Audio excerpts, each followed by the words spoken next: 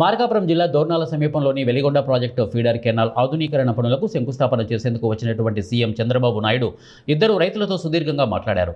వెలిగొండ కాలువలో జరుగుతున్న పనుల పరిశీలనకు వెళ్తూ ఆ రైతులతో కాసేపు అలా నడుచుకుంటూ వెళ్తూ పశ్చిమ ప్రాంతం రైతుల సమస్యల గురించి ఆరా తీశారు.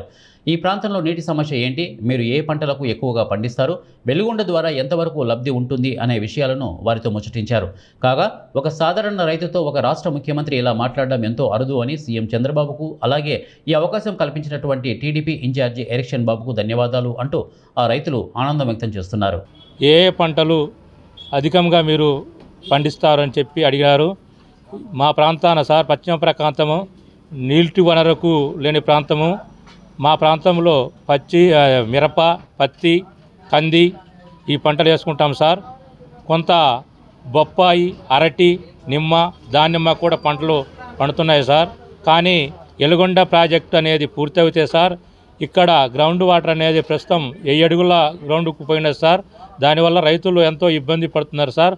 ఆ బోర్లకు పెట్టుబడి పెట్టలేక అదే వెలిగొండ పూర్తయితే పూర్తిగా మనకు 100-150 అడుగుల గ్రౌండ్ వాటర్ లెవెల్ పెరుగుతుంది సార్.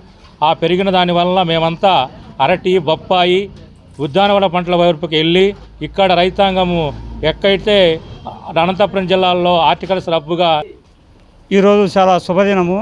ముఖ్యంగా ఈరోజు వెలిగొండ ఫీడర్ కెనాల్ సందర్శనకు ముఖ్యమంత్రి గారు వచ్చినప్పుడు మాతోటి స్వయంగా వచ్చి ఏ పంటలు మీరు వేస్తారు, వాటి దిగుబడి ఎంత, ఖర్చులు ఎంత అని క్లియర్గా మమ్మల్ని అడగటము చాలా ఆనందదాయకముగా ఉన్నది.